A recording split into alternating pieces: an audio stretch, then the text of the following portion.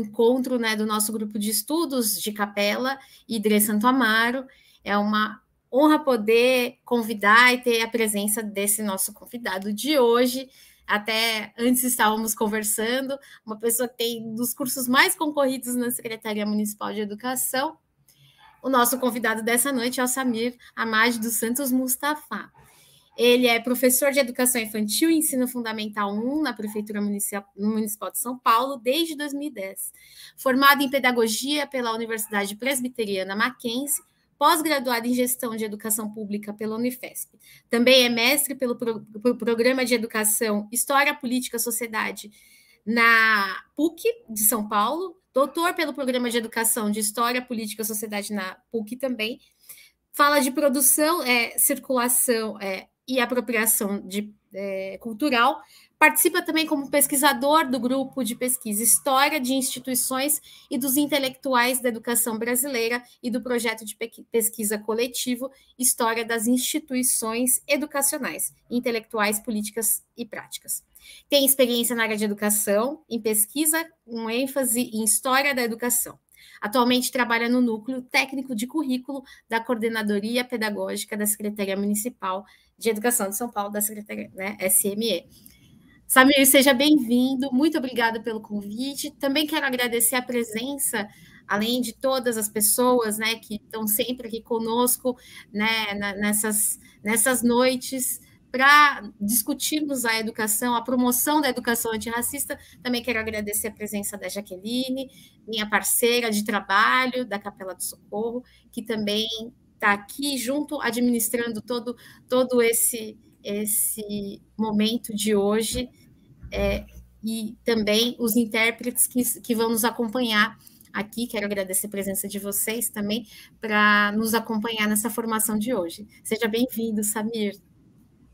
Boa noite, Mônica. Boa noite. Quero agradecer as intérpretes também, a Amanda, que está na tela agora, a Jaqueline, né, a equipe pedagógica da Dre Capela do Socorro e da Dre Santo Amaro pelo convite, né? Não sei se mereço tanto estar aqui com vocês hoje, mas é uma honra falar um pouco da minha atuação na Secretaria Municipal de Educação, coordenando o projeto Academia Estudantil de Letras, a AEL, é um projeto que já existe há 18 anos na nossa rede municipal, e, por sua vez, dentro da temática proposta de hoje, né, os diálogos que a arte e a literatura, que são as duas frentes de trabalho do projeto AEL, sobretudo na arte, o teatro, né, as artes cênicas, né, como o teatro, a literatura e o diálogo com outras artes, pode contribuir para construirmos, né, uma educação antirracista, anti-xenófoba, anti-homofóbica, e não apenas isso, né, transcender a escola, né, pensarmos numa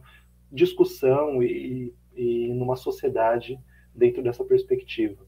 Então, esses 18 anos do Projeto AEL contribuem muito para a gente falar de histórias de vida, de práticas, de professores e desenvolvimento humano de estudantes, né, que nós conseguimos acompanhar ao longo dessa trajetória de projeto. Eu trabalho, então, desde 2017 em SME, né, no projeto AEL, mas antes disso fui coordenador do projeto também de 2015 a 2017 na Drepenha, e antes disso, praticamente desde que eu entrei na rede, eu sou professor da rede municipal desde 2010, sou pedagogo, professor de ensino fundamental 1, e educação infantil, mas nunca trabalhei na educação infantil, uma pena, que eu não tenho essa experiência, mas sou professor de Fundi 1, fui professor de Fundi 1 na minha escola, e desde que eu entrei na escola, praticamente, eu já comecei a desenvolver a AEL na minha unidade. Então, eu tenho 11 anos desses 18 do projeto de atuação nele. E o legal de falar sobre a AEL, Academia Estudantil de Letras, é que ele é um projeto que não surgiu de cima para baixo, né? Não foi assim um decreto, uma lei, um político, um secretário que falou, não, vamos criar esse projeto porque ele por causa disso, por causa daquilo. O projeto AEL, ele surgiu debaixo das árvores, literalmente, na escola MF Padre Antônio Vieira, né, na Drepenha, uma escola que fica perto de Arthur Alvim, com a professora idealizadora do projeto, a Maria Sueli Fonseca Gonçalves, a Suelizinha. E uma professora de língua portuguesa, que isso lá no começo desse século, né, nos anos 2000, tinha no seu trabalho, assim, percebia casos de indisciplina, casos de vandalismo até na escola, e pensando assim, né, naquela geração, ela, uma pessoa idealista, que teve uma trajetória inteira fora da educação, ela trabalhou em banco, foi, né, bancária, e se aposentou já, né, após a sua aposentadoria, realizou um sonho de ser professora, formada em letras na USP, e nunca tinha trabalhado como professora, né, exercido a função no magistério, por mais que ela tivesse já a licenciatura por muito tempo. E quando ela entrou na prefeitura, no concurso, apaixonada pela literatura, ela pensou, poxa, como que eu posso contribuir, né, com esses jovens, né, os seus primeiros estudantes, que seriam a gênese da EL. E espontaneamente o projeto surgiu na escola, ela pensou em estratégias de cativar os estudantes, falar, vamos ficar um pouquinho a mais fora do horário de aula, quem quiser a gente se reúne aqui debaixo dos eucaliptos da escola, uma escola muito arborizada, muito linda, assim, essa escola, por isso que eu digo que surgiu literalmente debaixo das árvores. E daquela experiência com os estudantes foi surgindo a ideia de pensar numa academia.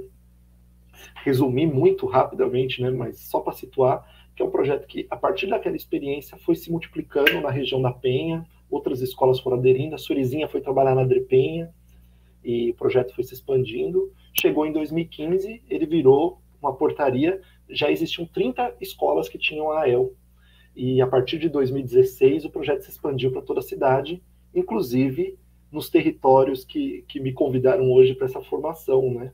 Capela do Socorro e Santo Amaro. Hoje em dia já temos algumas AELs, né, escolas que desenvolvem o projeto, já há alguns anos, inclusive, né, em alguns casos, e de uma forma muito exitosa, mas em toda São Paulo, todas as regiões, todas as 13 DREs, temos academias que surgem espontaneamente, aqueles professores que podem, que querem, aquelas equipes gestoras que têm interesse em conhecer mais o projeto e realizá-lo, porque ele tem estratégias pedagógicas, que eu vou falar rapidamente ao longo do encontro, que contribuem, né, no desenvolvimento dos estudantes, no espaço de convivência, na troca de experiências, na cultura de paz, e também no que nós vamos discutir hoje, né, pensarmos na reflexão, na formação social e política do estudante, né, e sem aquela lógica pejorativa, né, absurda que perdurou, né, talvez nessa última década, né, de falar de escola sem partido. Obviamente a gente não está falando de doutrinar, e essa falácia que foi criada por um campo político, né? Mas quando a gente fala em formação política, a gente pensa no sentido mais poético e social e necessário, né, de que todos somos agentes, sujeitos políticos, que temos que pensar no nosso bairro, na nossa cidade, na nossa casa, na nossa escola, nos nossos espaços de atuação, né? Isso é ser político, ser um cidadão, né, uma pessoa que está dentro daquele meio e quer viver em sociedade, né? Como preconiza um dos nossos grandes intelectuais da educação, o Paulo Freire, né? Todo ato é um ato político, e por isso a gente tem que pensar, né, nessa formação do ser humano, né? Então, em todas as suas dimensões, né? Então, política podemos falar tranquilamente com muito orgulho que é um dos aspectos necessários na formação do sujeito, né? Isso desde a educação infantil, desde o berço, né? Desde a barriga da mãe, né? Pensar num futuro respirável para todos e todas, né? Bom, dito isso, então nós vamos falar um pouquinho hoje no encontro sobre o projeto AEL. Fico muito feliz com esse convite. E aí também perpassar outros espaços da nossa escola, como, por exemplo, as nossas salas de leitura, que todas as EMEFs, né, da nossa rede têm sua sala de leitura, e na educação infantil, muitas das nossas escolas têm seus espaços de leitura constituídos, né? E são espaços fundamentais, né, no ambiente da escola também. Então, não poderíamos passar o encontro sem falar também desse espaço tão importante na nossa escola, para a formação dos nossos estudantes e também na formação continuada dos nossos educadores. Mas, como o nosso encontro de hoje vai falar de questão, e o grupo de estudo, né, tem se voltado a essa temática, né, antirracista, sobretudo, eu trouxe um vídeo para iniciar um encontro só de sensibilização mesmo, e também de uma forma da gente interagir um pouco. Eu sei que não tem pelo YouTube a gente não consegue. O YouTube é ótimo em muitos aspectos, mas não dá para abrir a câmera, todo mundo poder falar. Mas seria muito bom quem quiser colocar comentários ao longo do encontro no chat. E também, após esse vídeo, eu queria ouvir as percepções de vocês. E aí, depois do vídeo, eu falo por que eu trouxe ele, tá bom? Então, eu vou pedir para Elba passar. Isso. Pode pôr, por favor, Elba. Obrigado. Se você está fazendo curso de teatro, eu falei, tô. Se eu não sabia que para fazer papel de empregada, eu precisava fazer curso. Quando o assunto é mulher, fala-se logo em minorias. A mesma coisa quando se fala de negros. Minorias curiosas essas. Tão numerosas ou mais do que as próprias maiorias. Mulher, negra e pobre. Deu para sonhar em ser atriz, Zezé? O meu grande conflito, por exemplo, com relação à minha raça, começou a partir do momento em que na escola eu não tinha muita informação sobre os meus antecedentes. Então, eu só ouvia dizer que nós viemos para cá colonizados e na condição de escravo e que estava russo até hoje. Quer dizer, isso não precisavam dizer porque eu comecei a ler sobre negro, sabe? Comecei a ler sobre África, comecei a me interessar, porque eu passei também a me orgulhar um pouco da minha raça, porque eu vi que houve batalhas, houve tentativas, houve revoltas por parte dos negros que não ensinam a gente na escola. Aquela coisa de fantasia, de adolescência, o meu príncipe encantado era negro. Quer dizer, já dançou há muito tempo, quer dizer, porque tanta coisa acontece. Outro dia eu comecei a pensar nessa minha relação com a nudez e tirei assim, algumas conclusões. Uma delas eu achei que tinha a ver com o fato de uma infância reprimida. Eu fui criada em colégio interno. Então, uma das primeiras coisas que eu fiz quando eu saí do colégio interno foi tirar a roupa. Meu pai torcia para que eu seguisse a música. E ele dizia que ele ia fazer muito sucesso e que ia me levar para a música. Aí depois, quando as coisas começaram a dar certo para mim no teatro, ele dizia o contrário, que eu é quem ia dar uma força para ele. E, ironicamente, quando eu fui receber o meu primeiro prêmio,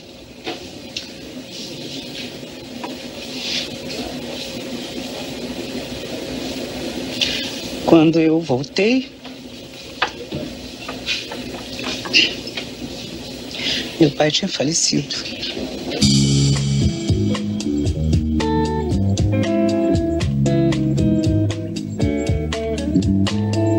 Todo dia, toda noite, toda hora, toda madrugada, momento e manhã. Todo mundo, todos os segundos do minuto, vive a eternidade da maçã. Tempo da serpente, nosso irmão. Sonho de ter uma vida sã.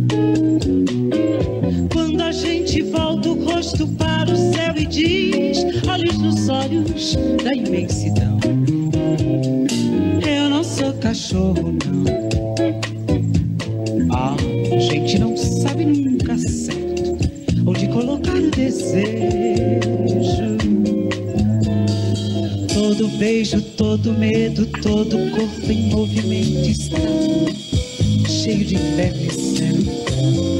Todo canto, todo santo, todo pranto, todo manto está cheio de inferno e céu. O que fazer com o que Deus nos deu? O que foi que nos aconteceu? Quando a gente volta o rosto para o céu e diz, olhos nos olhos da imensidão. Eu não sou cachorro, não. A gente não sabe nunca certo onde colocar o desejo. Todo homem, todo lobisomem sabe a imensidão da fome que tem de viver. Todo homem sabe que essa fome é mesmo grande, até maior que o medo de morrer. Mas a gente nunca sabe mesmo o que é que quer uma mulher.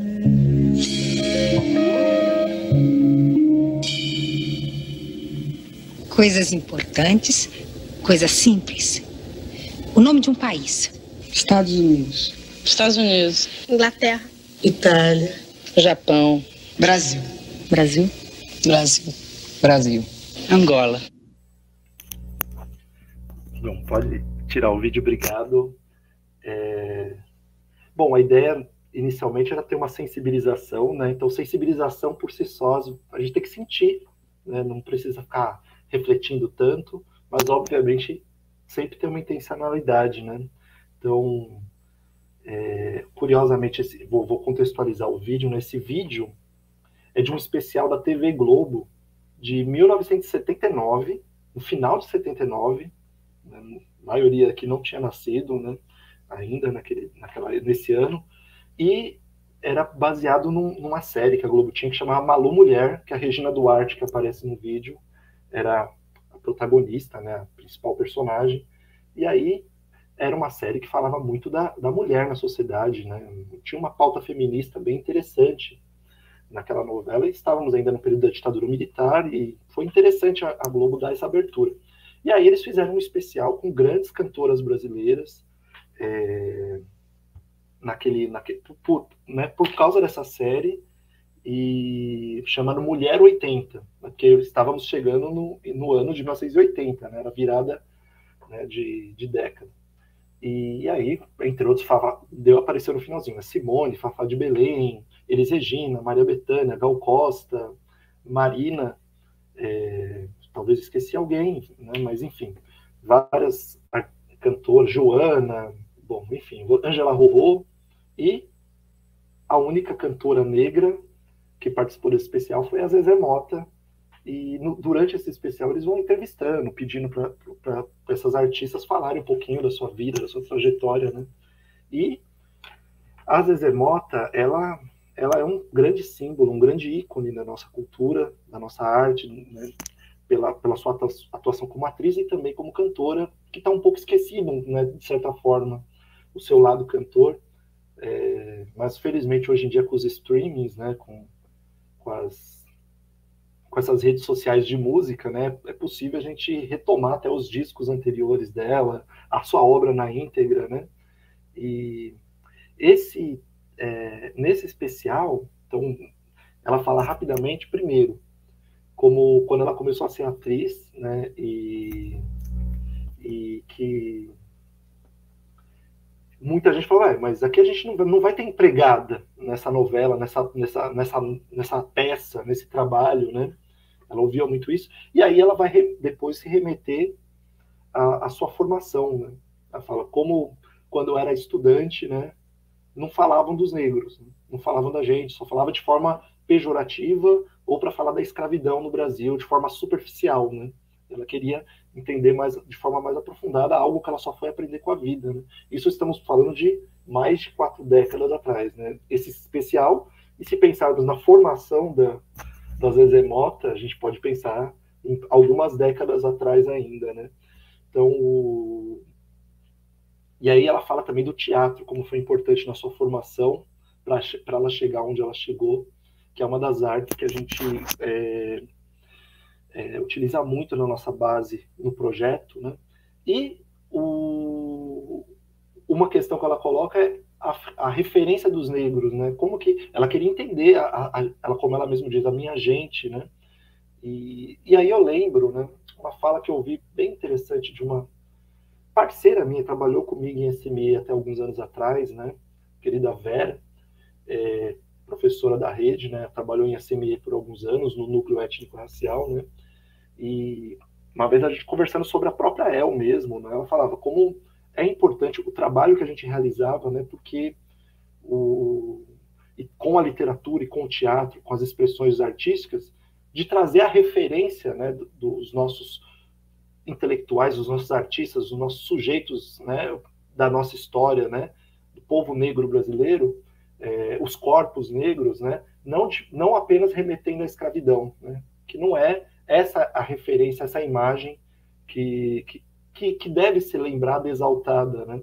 Obviamente que não significa que a gente vai esquecer 4 séculos de escravidão, muito pelo contrário, tem que se estudar a fundo e entender a barbárie, né, o absurdo que foi aquela lógica, né? Mas como é importante a gente dar voz e vez para os nossos artistas, como aconteceu com esse vídeo de sensibilização, né? Ver a beleza da Zezé Mota, o talento dela cantando uma música do Caetano Veloso nesse vídeo em especial, né?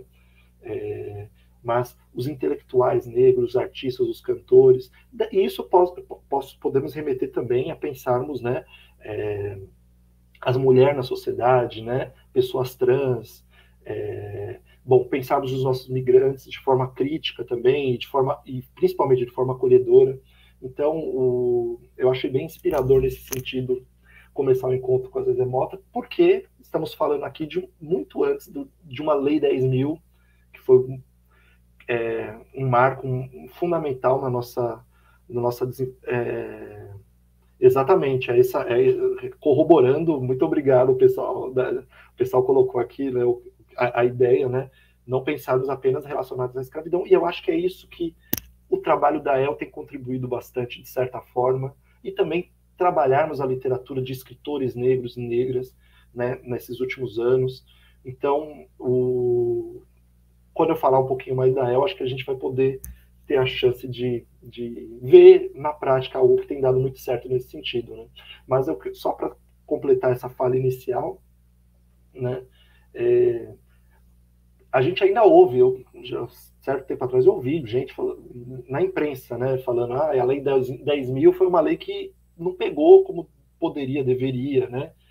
Isso é uma questão que a gente tem que ponderar muito, né?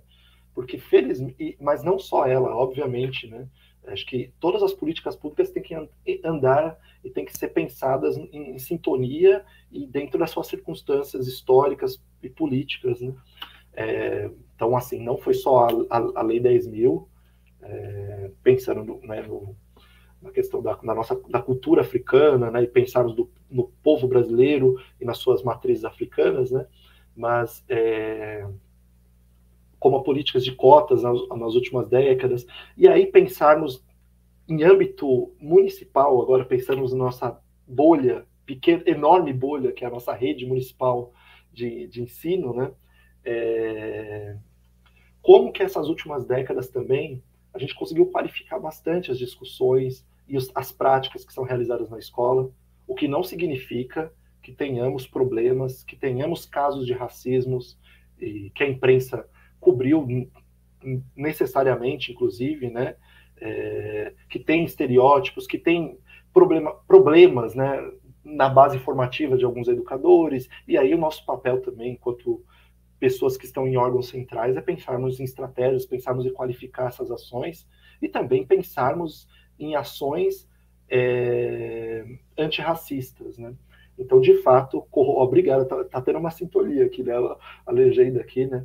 É uma política pública da nossa rede, né? Nós temos o núcleo étnico-racial na Secretaria Municipal de Educação, mas, felizmente, a educação antirracista tem estado em diálogo em todas as frentes de trabalho, não por acaso eu estou aqui hoje, né? Eu que sou do núcleo de literatura, falando sobre o tema também um pouco hoje. Então, vou falar um pouquinho sobre a El, e aí pensarmos, eu vou pedir para pôr os slides, né? Exatamente, né? Um espaço que tem dado, e aí exatamente o que a Márcia colocou agora, a Marcinha é de uma El, da Driguaianazes, está aqui hoje participando do encontro. Eu coloquei o título, Academia Estudantil de Letras e os Escritores Negros. Eu já usei essa apresentação em um outro momento, em uma outra circunstância, e eu acho que essa reflexão ainda cabe, né? Porque, bom, aqui só tem algumas fotos, né? Aí eu vou pensar um pouco. Como eu disse, a El surgiu em 2005. E como eu disse, né, a Lei 10.000, ela veio quase né, no mesmo período histórico, né, da criação da El, mas as práticas antirracistas da rede foram se constituindo ao longo das décadas, e se a gente for pensar agora no âmbito da literatura, da leitura na nossa cidade, eu acho que existe um outro marco, que pode ser até problematizado em um outro encontro, mas que me parece, né, que foi um divisor de águas para a gente qualificar as discussões no âmbito da literatura com práticas antirracistas, que foi, em 2014, a criação da política pública do leituraço. Além dessa, como eu tinha falado antes, né, que a política de cotas também foi fundamental. Eu não tenho nenhuma dúvida que termos mais gestores, né, coordenadores pedagógicos, diretores de escola, negros e negras, tem qualificado as discussões nas JEIFs, no projeto político-pedagógico da escola, nos espaços da escola, qualificar esses espaços. Então, assim, também eu espero que tenhamos pesquisadores recentes que estejam pesquisando isso, né? Ou que vocês, mesmo, como a gente está num grupo de estudo aqui, né? Eu acho que é um tema que poderia ser trabalhado, né, com muito carinho, pensarmos, né, no quanto é importante política de cotas e quanto que esses agentes, né, esses educadores intelectuais que estão circulando e atuando nas nossas escolas, em cargos estratégicos como coordenador pedagógico e diretor, têm qualificado bastante as discussões de políticas antirracistas, né? Não por acaso a gente tem visto muitos, e aí o nosso portal da SME, até o programa Boas Práticas da TV Cultura, que tem dado projeção ao trabalho da nossa rede, tem mostrado tem dado visibilidade para ações muito interessantes que estão superando estereótipos, superando leituras e perspectivas enviesadas, e digo até leituras racistas, né, que existiam e existem. E aí, como eu disse, a AEL surgiu em 2005. No projeto AEL, cada estudante pode e vai escolher ao longo dos encontros um autor que ele se identifica mais, que é o que a gente chama de amigo literário. Então, vamos constituir uma academia na qual cada estudante toma posse, na cerimônia anual, do seu autor preferido, aquele autor que ele se identifica mais. Então, o professor que vai mediar os encontros, né, o professor de estudos literários, vai repertoriando os alunos ao longo dos encontros com uma gama de autores clássicos, contemporâneos, literatura infantil, literatura para jovens, literatura, né, já para um público um pouco mais adulto, clássicos, autores brasileiros, estrangeiros, contemporâneos que já faleceram, porque felizmente a gente tem um acervo riquíssimo na nossa sala de leitura. E aí foram surgindo as primeiras AELs, as primeiras academias, com o seu patrono e com as cadeiras que foram criadas. Mas aí, voltando em 2014, perto do período que o projeto foi se expandindo para a cidade, naquele momento já tinham 30 academias, né, que homenageavam grandes autores da nossa literatura, né, autores fundamentais na nossa Constituição, como Cecília Meirelles, Raquel de Queiroz, Lígia Fagundes Teres, Carlos Drummond de Andrade, autores infantis também, Ruth Rocha, Pedro Bandeira. Então, esses autores sempre estiveram historicamente na nossa órbita de grandes autores, de obras que são necessárias, importantes e fundamentais. Mas, com a política do leituraço, quem já era da rede desde aquele período, né, resumidamente, foi pensado, né, foi criada uma portaria, inclusive, né, para que, dentro de uma política anual, né, tivesse um momento, e existe até hoje o leituraço, então, mesmo quem não viveu aquele período ainda, né, vai contribuindo, vai desenvolvendo ao longo, né, todo ano essa ação, né, mas pensar em dar visibilidade e trabalhar autores negros, autores indígenas, autores migrantes, e isso foi um aspecto fundamental, né, pensar a escola, as DREs fazerem ações, a SME fazer seminários como o Novembro Negro, que começou a virar uma cultura dentro da rede, o Agosto Indígena, né, Dezembro Migrante. Isso era uma agenda já de ações de fomento. E, além disso, o que foi mais importante ainda foi a compra de livros de autores negros, autores indígenas, autores migrantes. E isso foi importantíssimo. Por quê? Porque pegou um período histórico também, e isso também é uma hipótese minha que né, me parece que é bem razoável, né? Que pegou também, fruto da Lei 10.000 e da qualificação da discussão pública e também, você vê como as políticas públicas se conectam, né? Pensarmos que as políticas públicas do início de 20 anos atrás, né, do início do século XX, de acesso a sujeitos pobres, né, que nunca estiveram dentro das políticas públicas, né, acesso ao ensino superior pelo ProUni, por políticas de cotas, né, em universidades públicas e o ProUni em universidades privadas, criou-se uma massa crítica que também qualificou mais a discussão da esfera pública, né, de pensarmos a literatura, e tudo isso, então, política de cotas, acesso de novos sujeitos, novos agentes, e muitos deles negros, né, da favela, da periferia, que tiveram acesso ao ensino superior, fazendo direito, fazendo pedagogia, fazendo letras, fazendo medicina, trouxe uma nova discussão menos elitizada para os espaços públicos, né? Então, essa massa crítica fez com que a gente tivesse um olhar muito mais avançado para as discussões raciais, para as discussões de gênero, né, de classe. Então, por exemplo, hoje em dia, a gente não veria coisas de uma forma tão gritante como víamos nos anos 80 e 90 nos espaços públicos. Por exemplo, só dar um exemplo, mas poderíamos dar outros 50, né?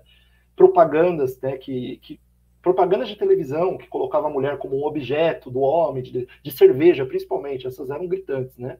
Mas, por exemplo, programas de humor, né, que ridicularizavam o negro, o homossexual, as mulheres, né? Dá só mais um exemplo, novamente, por exemplo, os Trapalhões, né? Que não vão entrar no mérito do talento e da importância nostálgica, né, daquele programa e daqueles atores, que eram grandes atores, de fato, mas o tipo de humor hoje em dia não seria viável. E não é porque a gente não vai desqualificar essa discussão falando, é o politicamente correto, blá, blá, blá, blá, blá. Pelo contrário, né? A gente tem, hoje em dia, um senso crítico muito maior, porque temos uma massa crítica formada por esses sujeitos que eram ridicularizados naquele período histórico, né?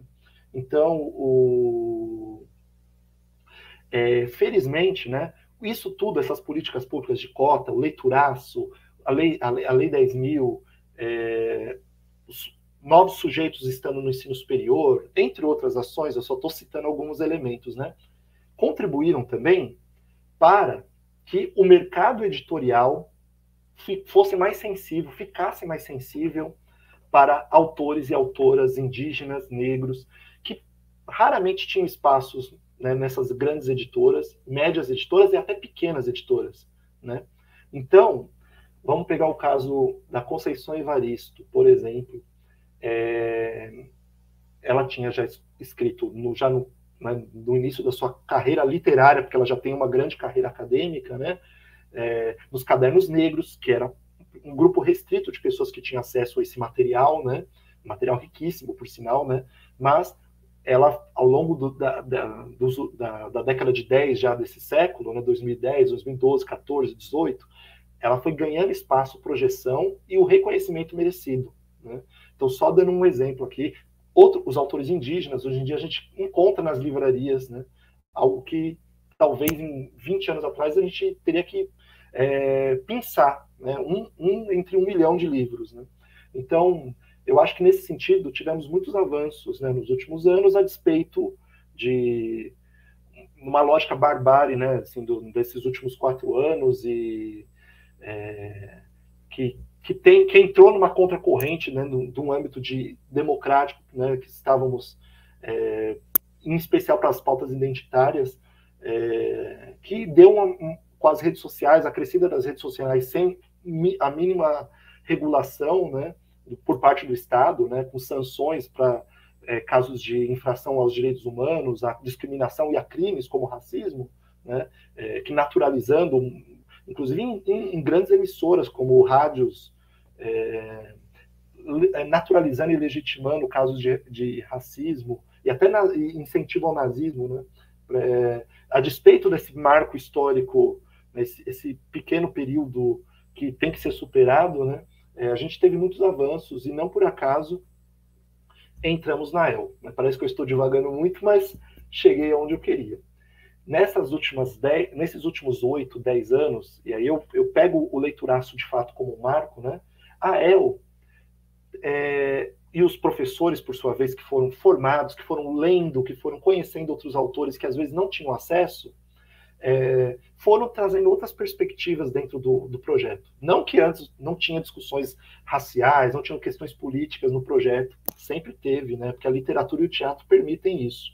Mas eu digo que nesse último ciclo, os sujeitos, né, que estão à frente do projeto e nas salas de leitura têm feito discussões muito avançadas, né? E aqui temos algumas imagens, porque tem uma outra autora que eu não citei até o momento, que também é um ícone que temos que pensar e trazer à tona, que é a Carolina Maria de Jesus, né? Ela foi, de fato, né, assim, uma estranha no ninho na sua geração, na época que ela viveu, né? Porque publicou seu primeiro livro já em 60, né, o Quarto de Despejo, e ela foi vista como exótica, né? A favelada, a mulher negra, pobre, né, que vivia na favela, né, que teve pouco acesso aos estudos, né, e que até por isso surpreendeu, né, a elite intelectual daquele período, né, falou, nossa, como ela traz tantas reflexões tendo estudado tão pouco, né, tendo tido tão pouco acesso ao ensino formal, né, e a sua obra, né, restrita aos anos 50 e começo dos anos 60, entrou depois no ostracismo, né? Então, assim, nos anos 80 e anos 90, a gente praticamente não acha livros dela à venda, né, em livrarias, né? Mesmo o Quarto do Despejo, né, tinha que se pensar para achar, e outros livros nem sequer foram reeditados, né? Então, inclusive, volta a falar, né, essa massa crítica redescobriu Carolina de Jesus. E o mercado editorial, nos últimos tempos, tem dado mais visibilidade para sua vida, para sua obra, e também espaços culturais, como a exposição que teve dela no Instituto Moreira Salles, artistas fazendo referências à sua obra. Então, assim, eu acho que temos uma geração de artistas, de pesquisadores, de intelectuais da educação, de escritores que estão mais sensíveis às pautas antirracistas, às pautas antixenófobas, e isso acho que dialoga com a nossa rede, porque a nossa rede talvez foi, de certa forma, até vanguardista, né, em trazer à tona e comprar um grande acervo de autores. Então, esses últimos anos, né, depois do Leituraço e continuando nos outros anos, a gente formou um acervo nas nossas salas de leitura que não deixa a desejar para nenhuma biblioteca da nossa cidade ou do nosso país, porque temos casos de escolas que têm mais de 20 mil livros, né? E um acervo riquíssimo, e que é emprestado, que é trabalhado, que é explorado pelos estudantes, e na EL, muitíssimo, né? Bom, então vamos lá, eu vou começar aqui a passar os meus slides. E aí eu começo, já estava falando da Carolina, né?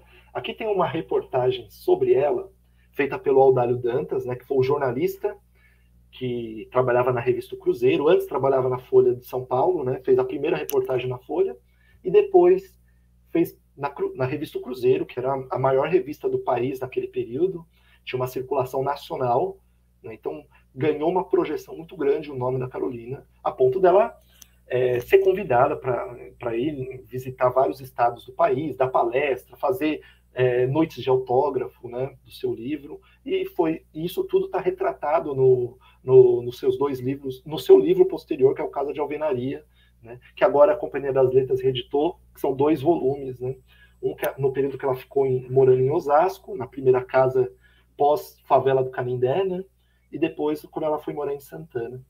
Bom, aqui, por que eu trouxe, né, essa reportagem, né? Como eu disse, né, ela ficou, de certa forma, assim, ela foi muito usada também pela imprensa, sensacionalista também, mas, ao mesmo tempo, foi a imprensa que deu essa visibilidade para ela, que, felizmente, fez que a sua obra circulasse, ganhasse novos leitores e chegasse até os dias de hoje a todos nós, né?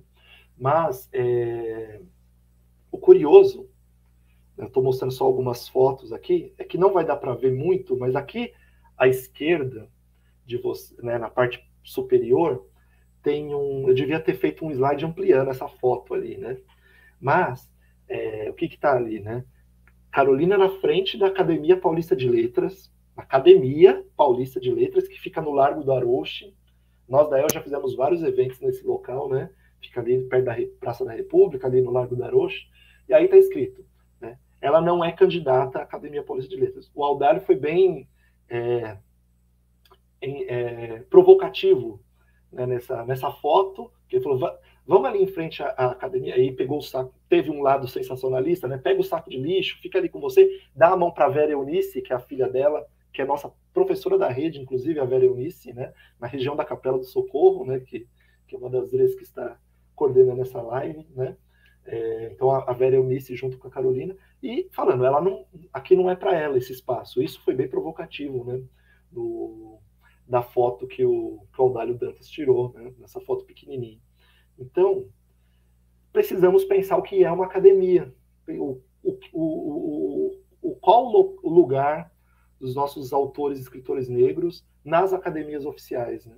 Então, aí eu remeto, né, essa aqui é a matéria de 2018, ao fato que certamente a maioria de vocês acompanhou à época, né, que foi a Conceição Evaristo, que eu já citei anteriormente, tendo se candidatado à Academia Brasileira de Letras.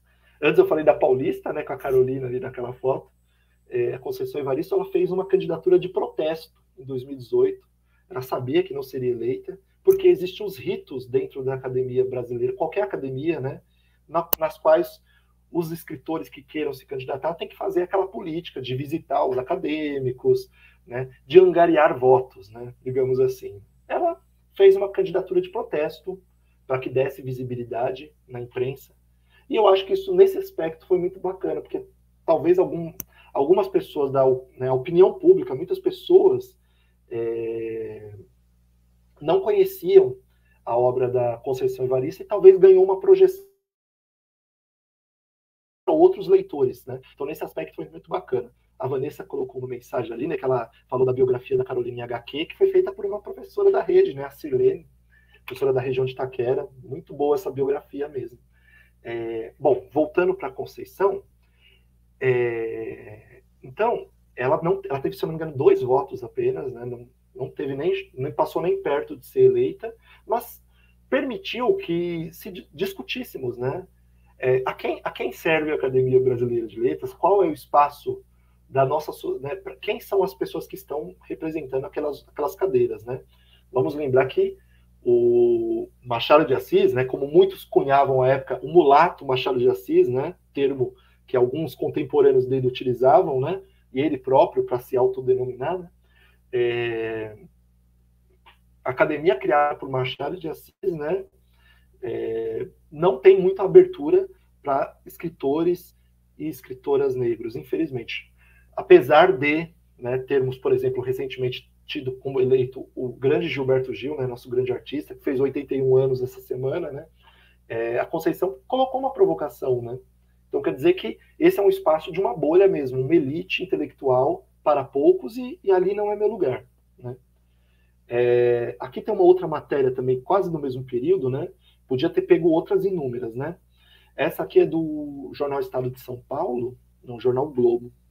Bom, escritoras negras e suas obras ainda estão sujeitas aos efeitos do embranquecimento e apagamento histórico. E aí a matéria, no subtítulo, diz: Carolina Maria de Jesus, perdão, Maria Firmina dos Reis, Alta das Sous e Tia Seata têm suas produções pouco difundidas. Então aqui até utiliza autoras de épocas diferentes e de produções diferentes. Por exemplo, a Tia Seata era uma das precursoras do gênero samba, né, do surgimento do samba no país. Mas, de fato, né, estamos falando já dos anos recentes, né, temos ainda uma discussão a ser avançada, né, quanto a pensarmos na importância, na singularidade e na necessidade de trazermos à tona autores e autoras negras, e aqui no caso escritoras negras, né? E aí vamos falar então das nossas contribuições. Primeiro, pensar, quando a Suelizinha, que provavelmente deve estar assistindo essa live, né, a professora que criou o Projeto El, um beijo para ela por sinal, a querida Suelizinha, quando ela pensou na ideia da El, obviamente, ela se inspirou nas academias oficiais, na Academia Brasileira de Letras, na Academia Paulista de Letras.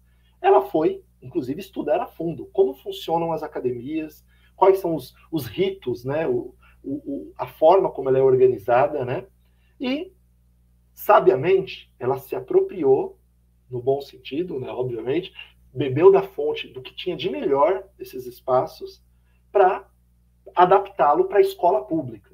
Então, o que nós podemos tirar de melhor para além dessa ideia elitista das academias, né? Essa coisa de ser para poucos, de ser, por exemplo, de pessoas renomadas, pessoas ricas, pessoas até que nem têm muitas produções literárias, mas que têm notoriedade. É o caso da Fernanda Montenegro, por exemplo, né? A excelente atriz, uma das maiores atrizes brasileiras da história, mas não é uma literária, mas é uma personalidade, né? Então a academia também é um espaço de pessoas notórias. Só para dar um outro exemplo antigo, o Santos Dumont foi da Academia Brasileira de Letras, né?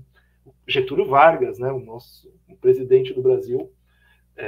Então, e o curioso, só uma anedota, né? O Getúlio Vargas, na época, ele tinha uma oposição muito feroz a ele na imprensa, né? E falava que absurdo, né? O ditador, o Vargas, vai tomar posse da academia, sendo que ele não tem livros publicados. E aí a equipe dele organizou uma publicação de um livro de discursos do Vargas, né? Tornar em livro os seus discursos, para calar a boca da imprensa, né, da opinião pública, quanto à questão dele não ter livros publicados, né? Então, só uma curiosidade. Mas, de fato, né, a EL, ela permite, né, trazer-nos o que tem de melhor na ideia da academia, que é o lugar de valorização da memória literária. Então, a gente trabalha autores de todas as épocas, de todas as gerações, diferentes estéticas literárias, né? É um espaço de criação, inovação e especialização. Então, temos os encontros, os alunos se encontram toda semana, pesquisam, fazem leituras, compartilham seus conhecimentos que estão sendo construídos naquele ambiente, né? É um espaço de convivência construído mediante os estudos literários e as atividades culturais. Então, é um projeto de humanidades, antes de tudo, e de humanização, né?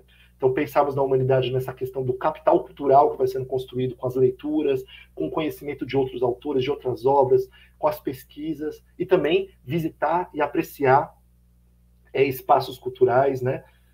Temos que pensar, e aliás, eu sempre gosto de frisar isso, sempre que eu faço uma fala em qualquer espaço, quanto mais projeto a escola tiver, melhor para todos, para a comunidade, para os professores, para os estudantes principalmente, né? Então, vai ter aquele estudante que gosta mais de esportes, vai ter aquela estudante que gosta mais de trabalhar outras singularidades, né? E tem alunos que vão querer se aprofundar no trabalho que é realizado na sala de leitura, né? Vamos pensar o professor que trabalha na sala de leitura com um monte de turmas. Alguns estudantes vão querer se aprofundar naquele deleite de fruição literária. É o espaço da EL que vai permitir isso. Então, por isso que a EL e sala de leitura sempre andam juntas nesse sentido, né? O projeto EL contribui para aprofundar o trabalho rico que os POSLs já realizam. Às vezes nem é o próprio POSL que vai fazer esse trabalho na EL, mas existe um diálogo, até porque os estudantes vão beber na fonte daquele espaço da sala de leitura, né? É uma instituição que valoriza o trabalho coletivo, então o projeto tem as aulas de teatro, principalmente, nas quais os estudantes vão trabalhando juntos, realizando peças, fazendo adaptações, criando roteiros, né? Promoção de atividades culturais para repertoriar os acadêmicos e os demais interessados. Então, essa aqui é a ideia da EL, que o projeto sabiamente soube se apropriar das academias e aí trazer as cerimônias, as solenidades, no espaço no qual os alunos vão tomar posse dos seus amigos literários. Bom, deixa eu passar o próximo slide. Bom, e aí só dando alguns exemplos, né? Não está totalmente atualizada essa relação, né? Mas alguns autores negros, como eu disse, né? Nos últimos anos, com esse repertório que tem chego aos professores, com esse acesso a novos autores e autoras negros e negras, Carolina Maria de Jesus, ela foi escolhida como patronesse de 7 academias já, né? Então aqui estão as escolas que a escolheram. Conceição Evaristo, 4. São mais, né? São um pouquinho mais, fugiu um pouquinho, mas aqui está uma referência, né? algumas escolas que a escolheram como patronesse. Esse ano, inclusive, nós vamos fazer um evento no Céu Alvarenga, da Adrê Santo Amaro, né? Homenageando a Conceição Evaristo. 10 escolas vão apresentar elementos da obra da Conceição. A Jarrid Arraes, né, uma escritora nova, contemporânea, né, surgiu, quando a gente fala surgiu é complicado, né, mas assim, ganhou visibilidade nos últimos 5 anos, mais ou menos, né, e tem livros delas na sala de leitura, um deles falando das heroínas negras, né, então assim, ela faz em cordel, que é uma outra peculiaridade muito rica, né, na produção da Jarrid Arraes, mas ela vai retratar pessoas, né, personalidades da história do Brasil, que muitas vezes foram esquecidas ou não ganharam a notoriedade que mereciam. Débora Garcia, grande escritora também, na Adrê Guaianazes, já tem uma academia que a homenageou. Tata Alves, aqui são só escritoras contemporâneas negras que têm sido lembradas como a autora homenageada da academia. O nome da El, né, o patrono da El. Então, a El Tula Pilar tem uma história muito, muito bonita, parecida até com a da Carolina Maria de Jesus, né? Felizmente faleceu. Ela vendia aquela revista Ocas, né? Talvez muitos aqui já conhecem, vendia muito perto de faculdades, né? Na PUC mesmo, eu estudei na PUC, sempre comprava essa revista, né? E ela deixou uma obra muito bonita também. E aí eu vou entrar numa autora que particularmente amo todas que eu falei antes, mas que tem um carinho muito especial, que é a Quilsan de Oliveira, por um motivo específico, né? Além da sua obra, que transcende a sua obra, né? Que é o fato dela estar realizando um trabalho conosco em SME. Ela foi nossa assessora por 2 anos, a Quilsan de Oliveira, a Rosimeira aqui, conhece muito bem a Quilsan, acabou de colocar uma mensagem ali, né? A Quilsan, é interessante que, pegando esse período histórico também que eu falei, 2013, 2014, leituraço, seus livros, né, começaram a chegar na nossa rede também. Vou dar um exemplo principalmente do Black Power de Tayó. E naquele período, né, nesse período histórico que eu estou dizendo, né, a Quilsan, ela fazia muitas oficinas, ia muito nos céus, né? Eu lembro que eu a conheci numa circunstância dessas, né? Eu já estava trabalhando na Adrê e fui lá ver ela fazer uma contação de história sobre o Black Power de Tayó. E assim, para quem não conhece a obra dela, ela tem uma habilidade, né, um talento de trazer uma discussão, construir personagens, antes de tudo, né, infantis, negros e negras, né, sempre com cuidado, o trato de trazer ilustradores, né, que dialogam muito com o seu texto, né, e ela sempre frisa muito isso, como é importante, né, o ilustrador e a obra, no caso de literatura infantil e infanto-juvenil, que tem uma sintonia entre eles, né, para que o projeto ganhe um corpo, né, uma identidade própria, o projeto do livro, né. E os seus livros, nesse caso, né, o primeiro que ganhou grande visibilidade, que foi o Black Power de Tayó, porque nos últimos anos muitos outros livros dela têm trabalhado nessa mesma perspectiva, né, trazem personagens negros e, principalmente, né, a beleza deles, né, pensando na criança negra se reconhecer nessas obras, né. Aí eu vou lembrar, talvez alguns aqui já conhecem, mas quem não conhece fica até como, entre aspas, lição de casa. Quem sou eu, né, para passar lição de casa, né? Mas tem um curta-metragem chamado Cores e Botas. Certamente a maioria aqui conhece, mas eu nem consegui ler. O Quilsan se preocupa com a literatura de cura. A ilustração precisa para as crianças sem estereótipos. É isso, Rosimeire. Bom que vocês vão melhorando até o que eu quero dizer. Isso que é legal, tá aqui com vocês. Mas esse curta-metragem nacional chamado Cores e Botas é bem provocativo, né? Já tem uns 20 anos esse curta-metragem. Eu não vou dar spoiler, né? Mas ele tem uma criança, uma menina negra, nova, de uns 8, 9 anos, que vivia no começo dos anos 90, ou final dos anos 80, no qual, para criança, né, para qualquer criança, a referência na programação infantil era a Xuxa, né? O programa da Xuxa, o show da Xuxa, né, o programa matinal. e as paquitas, né? E aí uma menina negra que queria ser uma paquita e que vai ter uma frustração porque temos ali uma violência simbólica e racial muito grande, né? Na ideia de paquita, né? Todas as meninas loiras como a Xuxa, e curiosamente anos depois, né? A Xuxa até criou uma dançarina junto com as paquitas negra, que foi a Bombom. Então todas eram paquitas e tinha a Bombom. Então, se isso não é uma violência simbólica, né, por si só, não sei mais o que seria. Mas, pensando até e aí eu faço essa referência a esse curta-metragem com a obra da Kyu-san, né? Pensar a criança negra que queria ser que se via referenciada, representada pela artista, cantora, apresentadora branca, né? E queria ser como elas, né? Porque aquele era o padrão de beleza, aquele era o padrão nas propagandas de televisão, nas novelas, né? Nas quais, volta a Zezé Mota, né? Os negros e negras só tinham espaço para serem as empregadas, coadjuvantes, ou o criminoso, o traficante, o ladrão, né? Então, nós fomos moldados dentro dessa lógica racial por décadas e décadas e décadas, a despeito de forma até leviana, alguns ditos intelectuais, algumas pessoas da nossa elite dizerem que no Brasil não existia racismo, porque nos Estados Unidos que é racismo, que tem apartheid, que tem divisões claras, né, de estados, né, pessoas brancas e negras não se misturarem, e o Brasil não, a gente é um país miscigenado, cordial, amistoso, né? Então essa narrativa foi muito forte, até no campo historiográfico, né?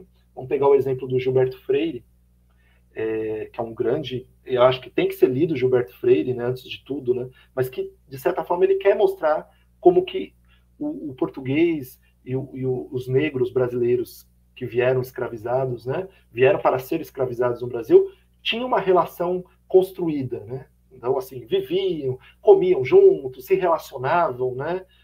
De certa forma, ele naturaliza aquela relação colonial, né? Por outro lado, o Gilberto, por que eu estou falando que tem que ser lido também? Apesar da gente ter que ler com crítica o Gilberto Freire, né? Ele é um autor, talvez o primeiro, ou um dos primeiros, né, da nossa elite intelectual, que vai dar visibilidade para a cultura, né, da nossa população negra, né, que vieram de diferentes países da África, desde a culinária, da música, das vestimentas. Ele tem esse olhar antropológico, de certa forma também, de trazer a importância dessa cultura, né? Mas, ao mesmo tempo, ele tem essas contradições na sua obra. Então, como todo autor, tem que ser lido, né, com a crítica e ponderando, né, as circunstâncias históricas que a obra foi escrita. E aí, obras como as da Kyu-san contribuem para que a criança se veja como bonita, como empoderada, como o seu cabelo é seu e é lindo como ele é, né? Então ela vai trazendo esses elementos na sua obra e para que a criança se reconheça, vou pegar a fala da Francisca, né, se reconheça como negra e que a gente mude essa referência. Aí eu volto novamente ao vídeo da Zezé Mota, né? A única das cantoras que estavam naquele programa negra, linda, talentosa e que trouxe uma discussão. E aí, por exemplo, eu deixei, após ela cantando a música, eles entrevistam, Rita Lee, qual o país? Estados Unidos, não sei quem, qual o país? Elis Regina, Japão. Chega a Zezé Mota e fala Angola, né? Então, assim, sabe de onde a gente veio, né? E as suas referências, né? Achei muito, muito bonito nesse sentido também a fala dela. Bom, aqui, já está o Rodrigo Franz colocando dicas. Gente, o legal é essa troca mesmo. Muito obrigado. Bom, Luiz Gama, outra El também que surgiu nesses últimos anos, né? Um grande intelectual, né?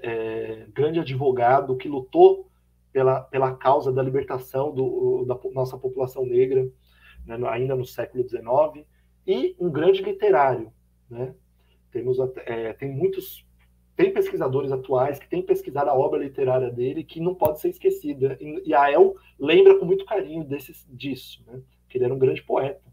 Machado de Assis é um autor que aqui só tem fotos, né, de algumas AELs, né? Que é a cerimônia de uma das AELs Machado de Assis, Temos o Marcelo de Salete, que é um grande quadrinista, que tem uma obra muito complexa também, né, sobre a nossa cultura negro-brasileira, como foi as relações, aí, a despeito do que dizia Gilberto Freire, ele vai mostrar como eram de fato, né, de forma bem documentada, inclusive, bem respaldada historicamente, né, como eram a questão da escravidão no país e as lutas de resistências, né, feitas por Zumbi e por outros grandes líderes, né, nos quilombos, naquele período histórico. Dinha, né, que é outra grande escritora contemporânea da periferia, que tem sido lembrada nas AELs, José do Patrocínio, Heloísa Pires Lima, vou passar rapidamente, porque meu tempo já está começando a acabar. Lima Barreto, né, esse grande intelectual, provocador, grande... E, aliás, o primeiro livro do Lima Barreto, né, meu Deus, bom, vou jogar no Google aqui, se alguém puder me ajudar, o escrivão Isaías Caminha, o nome, me fugiu o nome completo do livro, mas eu pessoalmente, né, na obra completa do Lima Barreto, eu sempre sugiro a leitura desse livro do Lima Barreto, porque esse é autobiográfico, né? Ele vai discutir a questão racial que ele vivenciou na imprensa, naquela elite intelectual, quando ele estava tentando adentrar nos espaços de atuação como profissional da escrita, né? Bom, se alguém puder depois pôr para mim, porque eu fico angustiado quando eu esqueço o nome do livro. Aqui, Recordações do Escrivão Isaías Caminha. Recordações do Escrivão Isaías Caminha. Um baita livro do Lima Barreto, também, que acho que pode contribuir muito para quem tiver interesse. Mas nas nossas AELs, ele é muito lembrado e ele é patrono de uma das nossas academias. Para além dos patronos, né, como eu disse, patrono é aquela AEL que homenageia um autor. Então eu escolhi, minha AEL vai homenagear Luiz Fernando Veríssimo. Minha AEL vai homenagear Lima Barreto. É o patrono da escola, vira o nome da AEL. AEL Lima Barreto. AEL Kilsan de Oliveira. Também temos os autores que são lembrados como amigos literários. Então, nas pesquisas, o estudante escolhe aquele autor que ele se identifica mais. Então, tem alguns aqui que até já viraram patronos, né? Pus aqui algumas imagens, alguns talvez sejam mais óbvios, vocês conheçam, assim, opa, esse aqui eu conheço, esse escritor, né? O Emicida ali, Lázaro Ramos aqui, né? Mas, assim, Elisa Lucinda, Cult, Cruz e Souza, Abdias do Nascimento, aqui eu estou falando quem está aqui na tela, tá bom? Ruth Guimarães. A Ruth Guimarães foi a primeira mulher negra a tomar posse na Academia Paulista de Letras. Uma grande folclorista, pesquisadora da nossa cultura popular, grande contista, recolhia, como poucos, né, obras, né, do nosso folclore. E aí tem livros sobre contos indígenas, contos negros, né? Então, é uma autora que deveria ter mais visibilidade do que tem. E ela foi, então, ela foi a primeira. A segunda é uma contemporânea viva, que é a Djamila Ribeiro, né? A segunda escritora negra a tomar posse da Academia Paulista de Letras.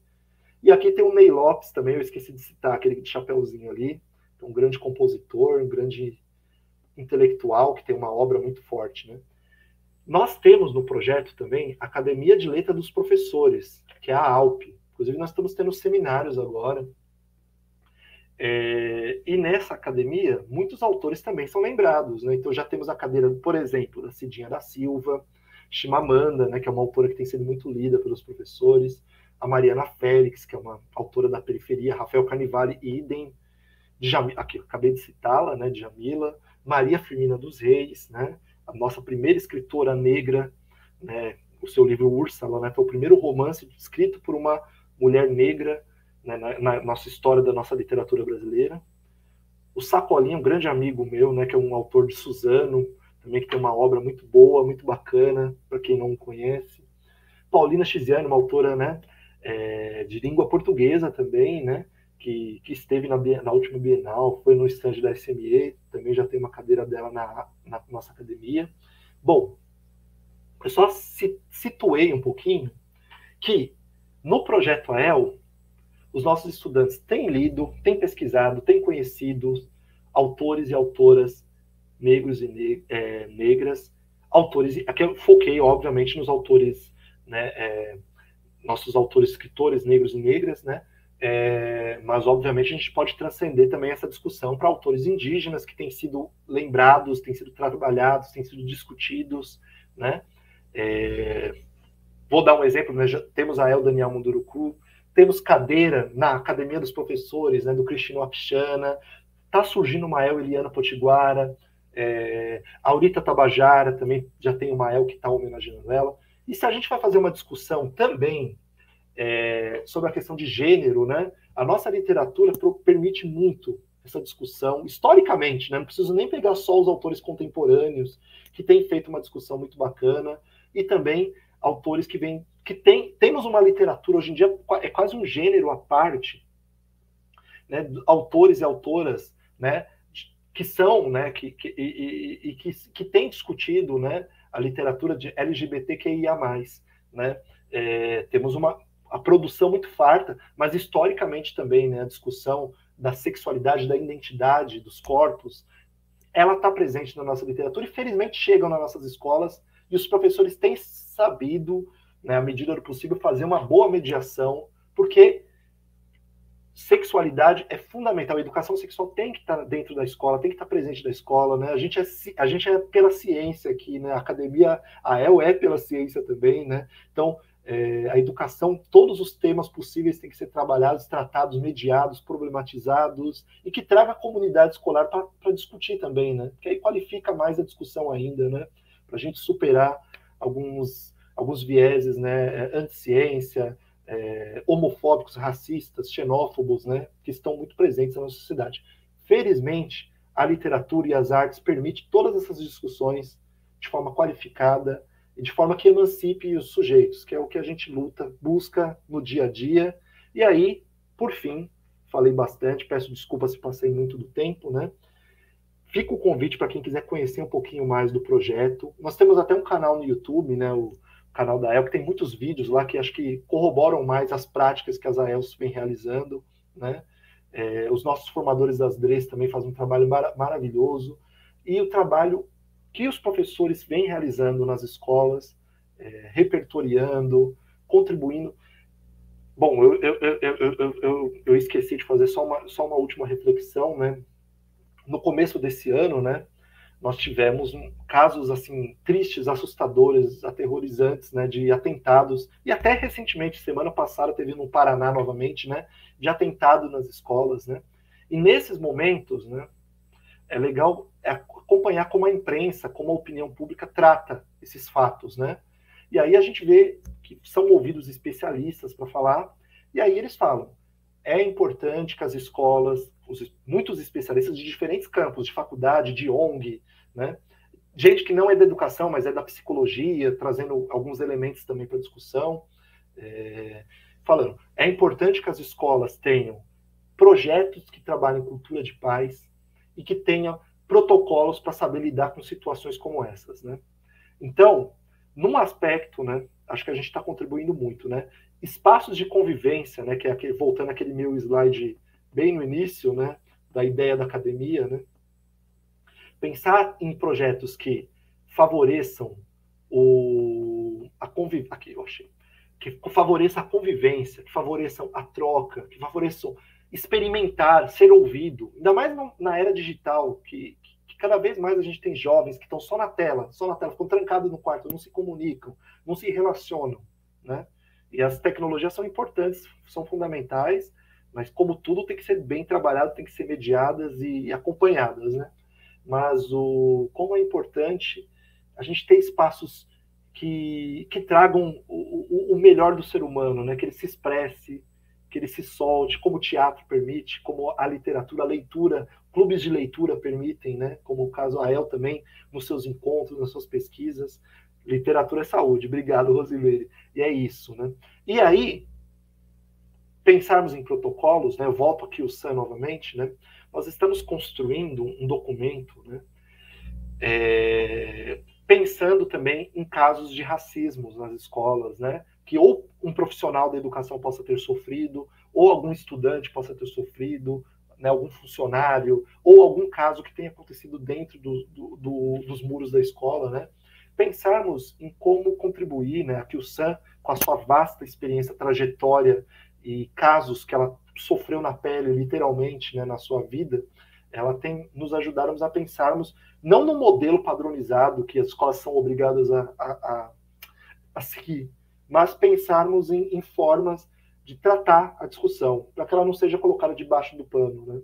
Porque racismo é crime, tem que ser discutido, tem que ser debatido, e, pensando nos nossos estudantes, temos que formar, educar os nossos jovens, né, para que possamos construir uma sociedade dentro de uma cultura de paz, sem uma lógica de guerra, de armas, e sem uma lógica racista, xenófoba, homofóbica, que infelizmente tem pairado em alguns ambientes. E nossa escola reflete a sociedade também, então está presente, por mais que a gente evite. Então temos que pensar em políticas públicas e futuramente pretendemos ter um documento que obviamente não vai resolver todos os problemas, mas que talvez contribua para qualificar as discussões e as escolas pensarem em estratégias, pensando na equipes gestoras, né, pensar em estratégias para lidar com situações de possíveis casos de racismo, tá bom? Eu acho que é isso. Se eu esqueci de comentar alguma coisa, peço desculpa, e se falei também demais, também peço desculpa. Quero agradecer as contribuições, não consegui ler tudo que o pessoal foi comentando, né, mas vou retomar, e foi um prazer conversar com vocês, e agradeço demais Dre Capela do Socorro, Dre Santo Amaro, pelo carinho, por sempre serem nossos super parceiros nas ações que a gente realiza, e também pelo convite, por estar aqui com vocês hoje.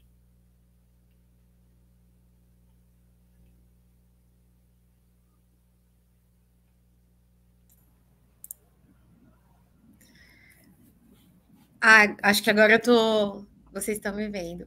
Bom, Samir, os comentários aqui estão bombando, né? De todas as referências que você trouxe, muita gente de AEL aqui compartilhando com a gente também essas experiências.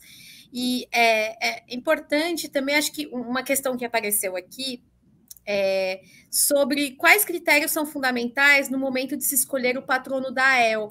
Acho que é uma questão importante, justamente porque muita gente tem vontade, né, de promover esse movimento na sua escola, né, enfim, de fomentar isso entre os colegas, a exemplo de todas, né, as AELs que temos em Santo Amaro. São projetos muito belíssimos. As últimas nós acompanhamos, né, alguns projetos um pouco de perto, e são dignos assim de Oscar para os estudantes, para as estudantes, que é uma coisa maravilhosa, né? O engajamento, todo o trabalho, o envolvimento que essa comunidade tem. Então, assim, das grandes projetos que a secretaria, assim, você, né, e toda a equipe, e muita gente aí que se engaja e envolve. Então, essa pergunta, né, para não me estender, então, quais critérios são fundamentais no momento de se escolher o patrono da AEL? Perfeito. Só para comentar, teve uma pessoa que perguntou o canal, né? Eu coloquei o link ali, o canal do YouTube da AEL, né? Que acho que não dá tempo hoje de mostrar alguns vídeos de escolas, mas lá a gente tem depoimentos, matérias, reportagens, né? E muitas ações das escolas, né? Inclusive discussões antirracistas, antixenófobas. Tem muita coisa muito bacana lá. Bom, sim, vou até pegar o exemplo da Dre Santo Amaro, Mônica. Temos algumas AELs, né, na região, e cada escola escolheu seu patrono. Temos em alguns professores, eu vi a Denise Mello ali, que criou a AEL Carolina Maria de Jesus, aqui da Dre Santo Amaro, por exemplo, né? Então, tem, por exemplo, a AEL Sérgio Vaz, na Dre Santo Amaro, a AEL Conceição Evaristo, tem a AEL Heloísa Pires Lima. Eu só estou pegando aqui exemplos de MFs da Dre Santo Amaro, né? Sim. Aqui, só para esses 4 nomes que eu citei, temos casos aqui de autores e autoras, né? Autores de gerações diferentes, de obras com características diferentes, né? O legal, assim, não existe uma regra, assim, a escola tem que fazer dessa forma, tal. Mas, assim, já tem casos de escolas que têm nome de escritor. Eu vou dar um exemplo na Penha, que é onde tudo começou, né? Tem uma MF que chama Cecília Meirelles. Então, já era o nome da escola. Então, para a comunidade escolar, aquele nome já era muito familiar. Então, tem um quadro enorme da escritora na entrada da escola, né? E é uma escritora maravilhosa, muito sensível à sua obra, né? Então, já foi uma escolha natural, a Elsa Cecília Meirelles, né? Ponto. Mas, normalmente, obviamente, a maioria das escolas não tem nome de escritores, né? Aliás, tem alguns nomes de escolas que poderiam até ser melhor problematizados, né? O porquê que foi escolhido esse nome, patrono, né? Enfim, são circunstâncias históricas, né? Mas, normalmente, tem, obviamente, a singularidade do professor, né? O professor, ele sempre vai trazer e vai tentar cativar e convencer o grupo daqueles autores que ele se identifica mais, né? Então, vou pegar um exemplo. Às vezes o professor ele é apaixonado pela obra do Guimarães Rosa. Então ele vai convencer a comunidade escolar, né, numa e falar, gente, esse autor é maravilhoso por causa disso, disso. O que vocês acham de ser esse nome desse escritor? Em geral, é feita uma votação, a escola escolhe o autor. O legal, que muitas AELs fazem, a maioria, né, é uma discussão prévia com a comunidade escolar de autores bacanas, referências. Às vezes são autores da comunidade, autores, né, que são da região, da periferia, do território, né? Vou dar um exemplo da Dre Capela do Socorro agora, só para fazer a média com as duas Dres que estão aqui nessa live.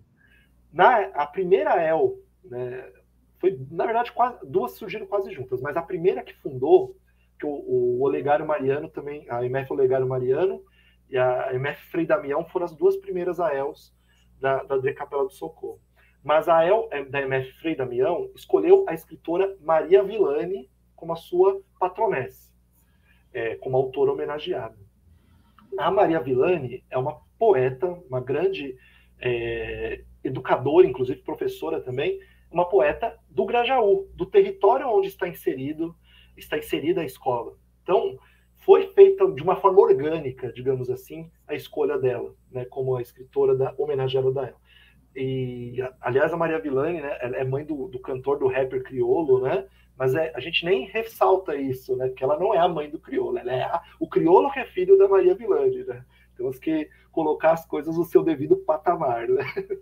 Bom, então, tem casos assim que tem uma afinidade construída. Vou pegar o caso da El Sérgio Vaz, da Dre Santo Amaro. Né? É uma escola que fica num bairro periférico e a escola procurou se identificar, um autor que falasse a linguagem da escola, que tivesse vivido na sua trajetória de vida o que muitos dos jovens ali daquela escola vivem.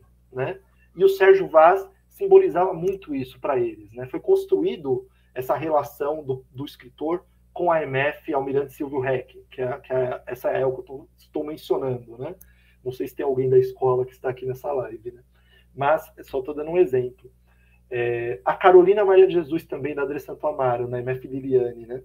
A Liliane, a educadora, tem uma história, né, que foi assassinada, né? E a escola sempre trabalhou muito esse lado, né, da mulher, né? E a Carolina simbolizava muito a mulher guerreira, a mulher que luta, né? E essa escolha também foi muito bem construída, tecida pela escola, principalmente pela professora que encabeçou esse projeto, o projeto na escola. Então, tem casos que a escola cria uma assembleia, coloca nomes, vai fazendo uma pesquisa com a comunidade, qual autor que vocês se identificam mais, qual autor que é mais lido, qual autor que vocês acham que dialoga com a nossa escola. Porque, vamos pensar, né? O nome, por exemplo, o que não pode acontecer, não vou dizer que já aconteceu um caso ou outro, mas, por exemplo, eu sou professor da escola, da minha EL, criei minha EL na minha escola, e eu adoro deixa eu pensar um autor aqui, o Érico Veríssimo. Eu adoro o Érico Veríssimo. Aí eu falo, não, vai ser a EL Érico Veríssimo, a minha EL. Aí cria a EL Érico Veríssimo. Passa um ano, eu peço remoção, vou para outra escola. E o nome já foi criado, foi fundada aquela EL com aquele nome. E aí, eu nem construí bases com a comunidade escolar, com os estudantes, com os outros professores da escola, da relevância da obra desse autor, que obviamente é um autor relevante, que eu amo, por isso que eu o citei. Né? Então isso é bem ruim. Né? Então o legal é ser construído, ser debatido, ser discutido junto com a comunidade escolar, e é o que tem sido feito nessas AELs nos últimos anos. Né? Então, essas aí eu tenho muito orgulho de, por exemplo, de ser Conceição Evaristo, o nome da autora homenageada. E muitos desses autores que são escolhidos ficam lisonjeados com essa homenagem, mandam um vídeo, visitam a escola quando possível.